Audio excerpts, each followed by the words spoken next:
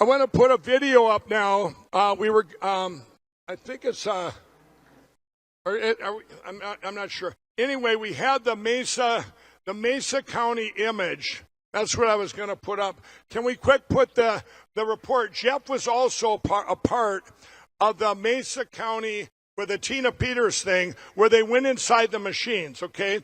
I'll show you this in a second, but leave that up there, everybody, for a second. Go ahead and put it up behind me. Now, let me tell you that when Tina Peters did her job, and they were in Colorado, they were coming in, they called it the trusted build. And then what they did is Dominion and crooked Jenna Griswold, the Secretary of State of Colorado, they deleted everything of the election 2020 and all the machines in Colorado. But Tina Peters and other clerks you didn't hear about, they did backups of their computers like you would before they come in and take it. You hit the backup button. Well, anyway, when they did that, it became a fiasco now. But for 7 months, after the Cyber Symposium, when I met Tina, and she was actually on stage there, they've attacked everybody in Colorado. You all know that when they took my phone that time in a Hardee's, that was because of Colorado. I'm going to arrest me. I wanted to be arrested. You all remember that? And but they're trying to see if what it happened to do that something was done wrong in Colorado. I'll tell you what was done wrong. The cover-up of the crime that Jenna Griswold and Dominion tried to do. But they're caught, okay? And now we have inside this machine, if you see there before and after. Now this, where it says you have the server name and all this stuff we can't read, okay? This is posted, and I want everyone around the world. I've had this on Frank's speech. They did report number 1, Jeff O'Donnell and Walter Doherty. They had done for 7 months, and other guys dug into this, cyber, and they did report number 1, report number 2.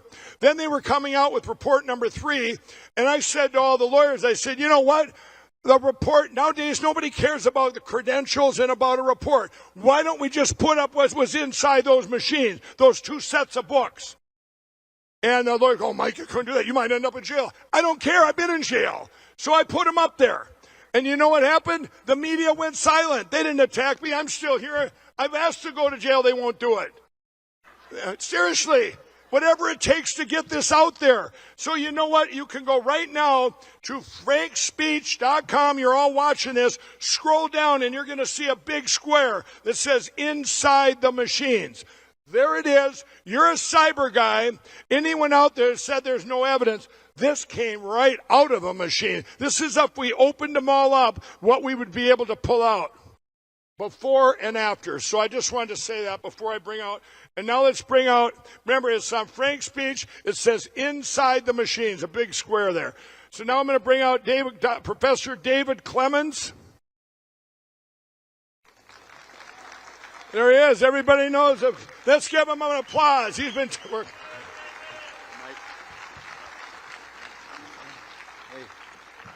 Now, he knows his stuff. I'm just going to let him run with it. I'll tell you, he's been doing it. He's been fighting against the machines. I think. When was your? I'm going to ask you. When was your aha moment? We did before what you were before yesterday. But when was your aha moment that says I'm all in with these? If we don't get rid of them, we're done. Well, November 3rd, 2020, I had the aha moment because I used to go after drug traffickers. And if you actually compare what we're seeing to vote trafficking, it's exactly the same thing. You've got people that are concealing behavior. And if you're going after drug traffickers, guess what they use? They use electronic equipment too. There's a forensic capability that we have as investigators to go after bad people.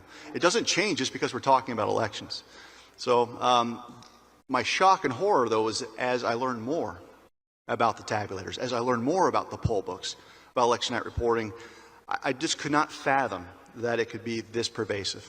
Right. And could it have been done? The big lie. They say they're not. The machines aren't on the internet. Have you found that they're on the internet? Oh yeah, and we'll get to it. We'll get to it right now. Yeah, I mean, and you guys, I'll kind of frame this. I think this is the election night reporting. Remember, I told you earlier. Is it called Edison Research? Yeah. Right.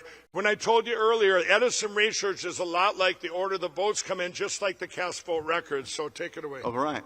Well, brief recap. You have to think about voting as an input-output process. Machines are everywhere. One of the big lies that you've been told is that we just think there's one machine. But if you look at this diagram really quick, you've got three inputs here. You can either walk into a voting center, you can use the U.S. Postal Service, you can use one of those Zuckerbucks drop boxes that are all over the place. There's actually a fourth input we're going to get to. But when you walk in the door, the first thing you're going to do is interface with this thing called a poll book. It looks just like this iPad. And guess what? If you have a voting convenience center, and most states have them, those poll books are hooked to the internet by law, meaning if you look at the election code, it's required. So that's the first big lie. You get your ballot, you go ahead and go in the ballot box if you can fill out your ballot. Some places you don't even get them. Some other jurisdictions, the machine fills out the ballot for you. And then you interface with this thing that looks like a giant trash can. And it might as well be. This is the tabulator. This is where you really throw away your vote. We have all kinds of conclusive evidence of chip modems being affixed to motherboards, which provides remote access capability where you can subvert these. You can subvert these black boxes. So these are hooked to the internet in many, many jurisdictions. We've confirmed that. Regardless, at the end of election night, you're going to retrieve data sticks, USB sticks, and upload them into this thing called an election management system, which by law has to be networked, meaning it's hooked to the internet.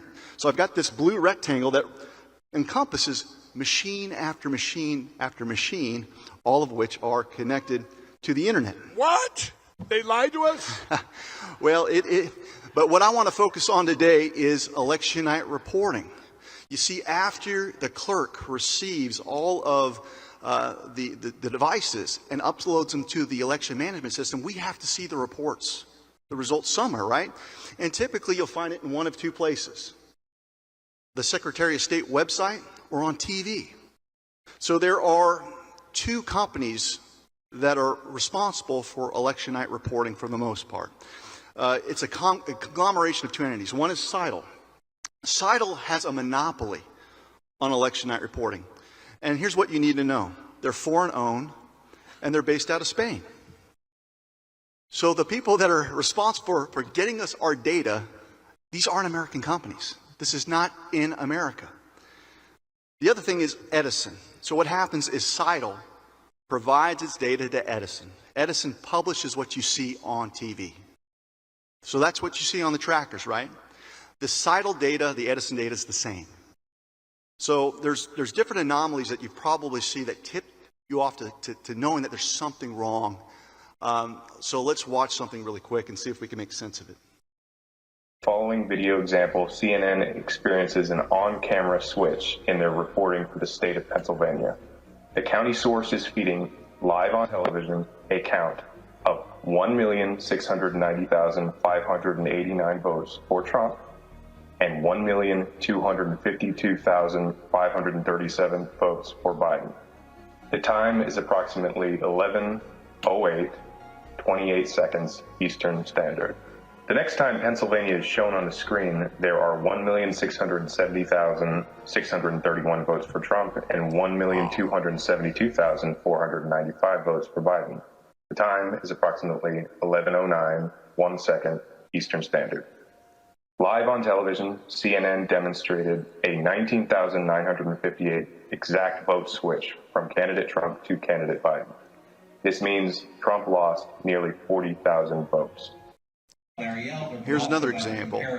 In California, Gavin Newsom was up for recall in 2021. Newsom number stays anywhere close to that, 1.874. Where did they go? To continue those policies. 351,000 votes in favor of Newsom's recall were deleted live on TV. So these are examples of the Edison stuff that you're seeing on TV, informed by CITL. So the first phenomena that we saw across the country were unexplainable vote switches or deletions that always seem to favor the pre-selected candidate. Here, can I ask you this, Professor? So what I was explaining to him before, like cast vote records, this Edison research and this is, you can't go, am I saying this right? It's the way they come in, so you're adding votes. So 4 plus 4 is 8, plus 12 is 20, plus 6 isn't 12, right? Well, you're asking an attorney. Don't get me on. Don't talk about math with me. But what I can tell you is that there is an impossible sequencing of votes. And that's the impact of the cast vote records, which you just addressed, is this linear drive towards a predetermined outcome. And that's something that was reflected in the tabulators. On election night reporting, we see a different algorithm because it's different data that you're looking at. But this is the other phenomena that you've all seen. Here we go. This is what got everyone's attention was this thing where we've got on election night, we look at the cumulative votes of competing candidates. This is Trump versus Biden. Now, you'll see here the winning candidate at some point is Trump, and he's winning handedly in Wisconsin. And then all of a sudden, you see this massive injection for the losing candidate. That would be Biden. And all of a sudden, Trump's votes stop for the most part, and Biden takes the lead. So many of us saw this. This is what has become known as the F curve or the fraud curve. And it's become meme-worthy. This is basically the banner. This is the flag that is flown by all the fraudsters out there. Right? Now, the reason why this is important, when I just showed you Wisconsin was a state where you saw this impossible spike. We saw the same F curve in all of the swing states. Pennsylvania, Wisconsin, Georgia, etc. Y'all follow me? So, what could account for a spike like that in Wisconsin? Well, here we've got surveillance footage in Detroit, where after the polls closed, after 2 o'clock, when they stopped counting and sent everyone home and there was no independent observers, here we have ballots being loaded onto dollies. At least 4 trips, accounting for hundreds of thousands of votes. So you manipulate the machines, and the ballots are more or less the cover-up, because they're going to feed these into the tabulators, into the system. So when you see these giant spikes, folks, they have to have the paper trail. But do not miss this point. It's the machines that optimize the environment. And that's one of the things that's missed out on a lot of folks out there. So is it just Michigan? Well, look at Michigan here. We got several F curves, spikes, throughout that state. But it wasn't just Michigan. We also have Georgia. Now, Georgia had a similar interference after 10 o'clock at night through the form of Ruby Freeman, Shea Moss. 10 o'clock under the pretext of a water main break, Republican poll watchers go home. And we saw inexplicable spikes in the election night reporting data. It wasn't just on election night. They had a runoff election. So here's data from January 4th. Remember Loeffler, the race there? I think that happened because I prayed they'd take both senators. Yeah. But once again, you see the F curve. The Republicans were going to win handedly. Oh. Okay, but you have the spike, and the selected candidate was able to emerge victorious. Now, what we're seeing here is evidence of an algorithm, but it's a particular algorithm. When you start looking at these races a little bit differently, something pops. So thus far, we've been looking at graphs where you've got 2 candidates. But if you actually do something that's quite interesting, look at Trump and divide his votes by Biden's votes, you have a Trump to Biden ratio.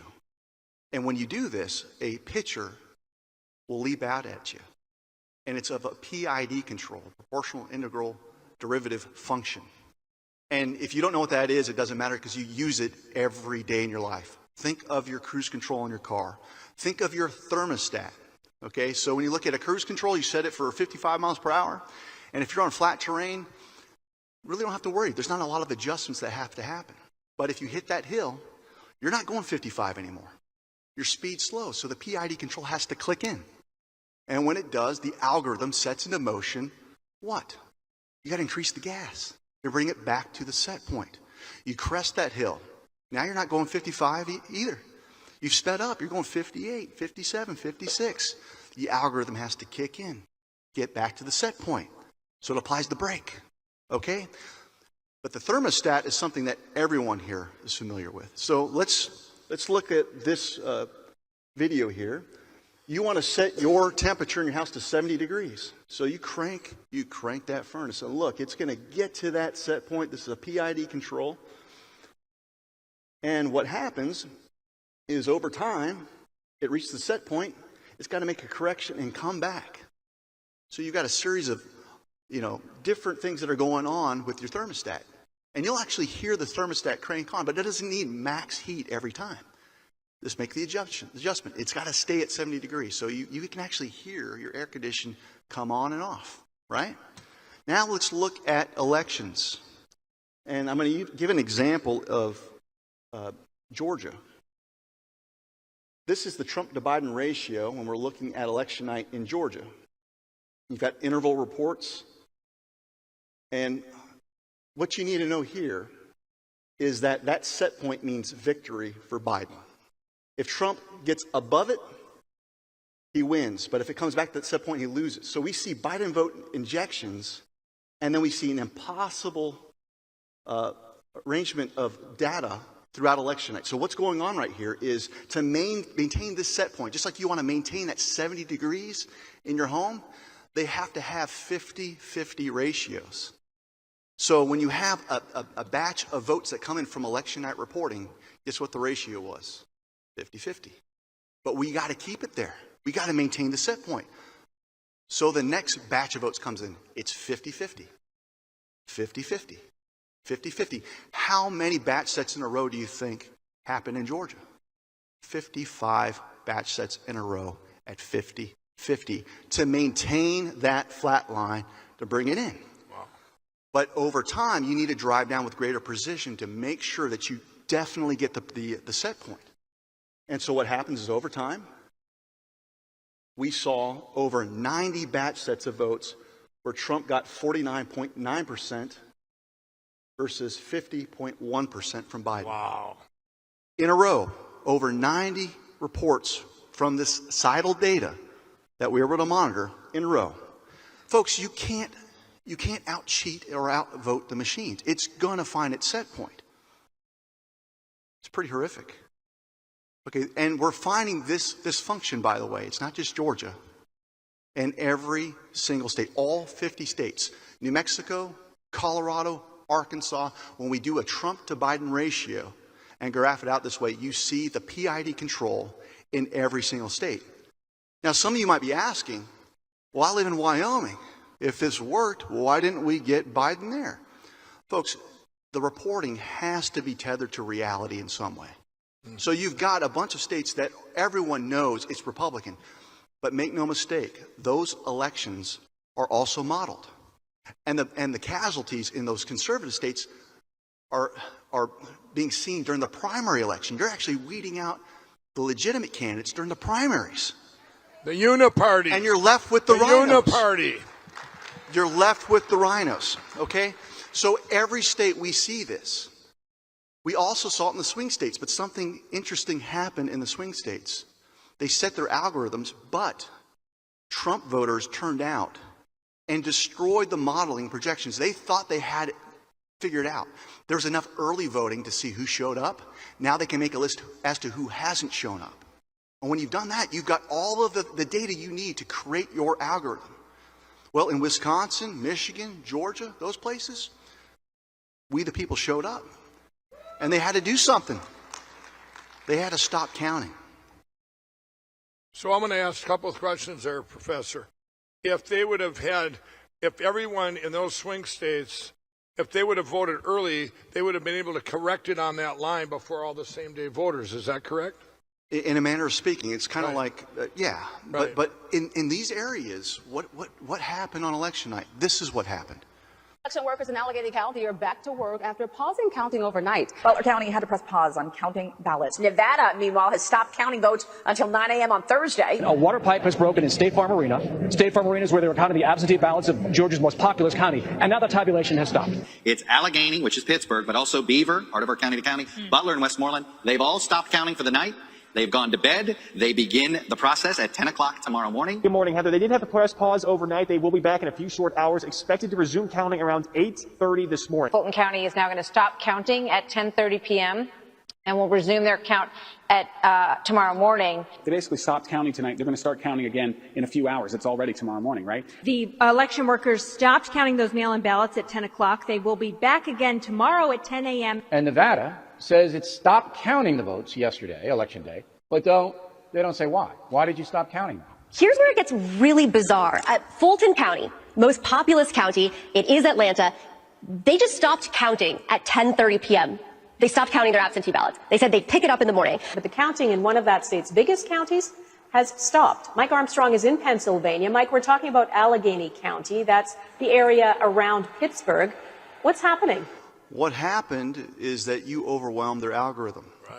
And they had to reboot. So what they did is they shut down. And if you look at the Edison data, there's this thing called the Edison Zero. They had to reboot and basically bring down the election night reporting system. And there was a moment in time where there was no record there digitally. So what happened is they had to create new set points in the swing states. And the other places they didn't have to do that. They modeled it enough thanks to early voting, thanks to ballot harvesting. They were able to model it. But in the swing states where there's a convergence of we don't know if the Republicans are going to win or not, we have to shape perception. And you have to understand when you're talking about election night reporting, this is all about the media, the snake news media creating perceptions. But they stopped the count. Now, there was a plan. The plan, we believe, experts believe, that they wanted to embarrass Trump by winning Florida and Texas. That didn't happen. So the others were a must. But every once in a while, you're going to have some propagandists projecting things that are implausible, but they'll tip their hand. And this happens right in this video, thanks to Bernie Sanders. But it could well be that at 10 o'clock on election night, Trump is winning in Michigan, he's winning in Pennsylvania, he's winning in Wisconsin, and he gets on the television, he says, "Thank you, Americans, for re-electing me. It's all over. Have a good day." But then the next day and the day following, all of those mail-in ballots start getting counted, and it turns out that Biden has won those states. At which point Trump says, "See, I told you the whole thing was fraudulent. I told you those mail-in ballots were crooked." So how in the world did Bernie Sanders know 10 days prior to the election the key states that possibly needed to stop counting and needed the reboot? He didn't. They weren't certain because there's uncertainty when you talk about the swing states. But what he did is he projected something in the future where we thought, well, I guess since Bernie said it ahead of time, it's plausible. That's a trick that the election cartel likes to pull out. Just like they like to tell you that Democrats prefer to vote by mail. We actually looked at the data there. That's not necessarily true. In many states, it's the same. So with this, one of the other things that you have to keep in mind is that when you start looking at the Edison data real time, you'll see something that's going to shock you. And this video you've probably seen before if you've been following Jeff O'Donnell's work. But you need to understand this, is that Seidel is receiving the election data directly from the election officials in at least 9 states, meaning there's no projection. This is raw data. And when you look at raw data in an election, would we all agree that elections are supposed to be additive processes? So each interval report, you would expect to see more votes, not deletions. More votes, not deletions. Well, look at this real-time video of the Edison reports. You got total votes at the top, you got in-person votes in the middle, you have mail-in votes. And look how it pauses, and there's oscillation and deletions. This is the algorithm trying to figure out the math problem that is you. And if I let this video play to its completion, you'll find out it wasn't just Pennsylvania. We've got 3 counties in North Carolina. We got 3 counties in Georgia. And guess what? In Georgia, we know for a fact that Seidel directly contracts with the state to get that data. So you should not see any deletions. You should see no oscillation. So you have absolute manipulation, and this is all possible because of how wide open these systems are to the internet. So, projections. Sometimes they'll actually admit to you what they're showing you on TV isn't real. Case in point, watch this. Remember I told you about this estimated vote in, right? Remember it was about a half an hour ago, it was at 99%. It's dropped down a little bit now. That suggests that, you know, there are votes out there, and we said this number could change throughout the night because it was an estimated vote in. It was a projected vote, and it's gone from 99 down to 95. And the margin there, well, I mean, you can do the math at home. It's roughly 3,000 raw votes between McCormick and Oz at 11:30 at night here on the Okay, so he just told you, oh, we thought we had 99%, but guess what? The wrong candidate's winning. So let's get to 95%. He's admitting to you that what they're reporting you are not actual results that happened in Pennsylvania. But on this type of nonsense and what you just saw with that Edison data going back and forth, races were being called on razor-thin margins. Perhaps you remember this one. I think that's interesting, and I think that we're in the process now of getting to the point where the legal challenges or what the asks will be from the Trump campaign in some of these states. They still believe that President Trump has a path to 270. And on that call, they are still, Harris, convinced that Arizona is not done. Obviously, we dealt with that last night and early this morning on the program. And our decision desk stood by its decision to call Arizona, still does. But they are correct that there are more Republican votes coming in parts of Arizona. So let me just say this, folks. You had a razor-thin margin in Arizona. Brett Baier called it, based on what we just saw with the projections being off and the impossible deletion and oscillation. Should they be making that call at all? No, they shouldn't. And historically, the call was always made at the precinct level. The people that counted the votes were the ones that called the races. We've got it backwards. Now you've got the machines doing everything. And you've got CNN and Fox News telling you who won. And the judiciary, the legislators, are loath to challenge this narrative because they don't want to be bullied by the media. So I'll end with this point, and I'll take whatever questions Mike has, is the fourth input. And this is the one that's probably the most dangerous. This is where we're at now. In all 50 states, the Center for Internet Security has entered into agreement with your Secretaries of State, this group called CIS. It's a public-private partnership. And they're installing these things called Albert sensors, which are within the firewall. You've got a computer that can look around and look at all of the different moving parts of your elections. They can monitor your election data real time. And even though there's a firewall, there's a tunnel into the firewall, which allows them to change things through the internet. And when you look at the integrated software that's used across the country, you've got a couple vendors. It's just like how you've got Dominion, ES&S. They all have the same foundational flaws. Same thing with the integrated software. So if you're using BPro, NoInk, 10X, VR system, guess what? They have a fully integrated system. They can access and go right through that firewall and make adjustments. So when Dr. Frank tells you about the impossible artificial automation of our voter rolls, that's where they can do it. If you want to overwrite election data and have your cast vote records look the way they do, they can go right through that firewall and they can change them on the internet.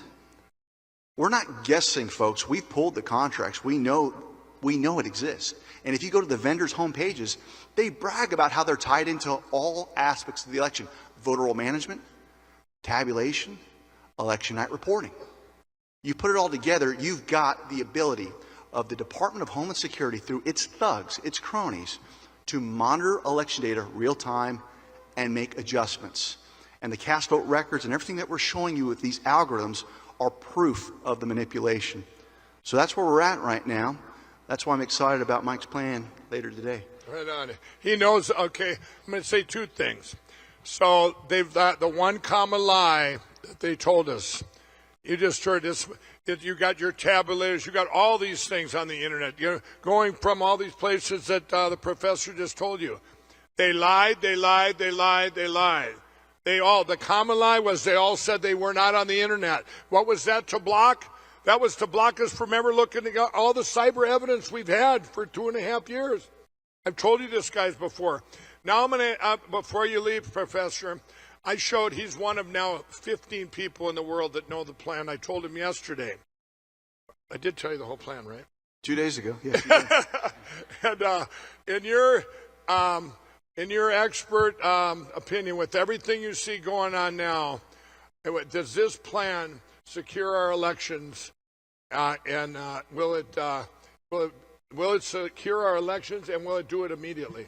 I think what your plan is going to do is put the deep state in a corner, because when you understand the system, we're driving their behavior to try to manipulate elections in a different way. So I won't give the reveal, but I will say this, that my pitch and plea for the last 2 years is to get we the people to show up to your local community meetings, to get in front of the people that administer your elections and certify your local election results. And this plan is going to equip you to do something in a very powerful way. So I can't wait. Professor, there's a hero, another hero. You guys are seeing the heroes of our country today. Let's give them a great applause. God bless you.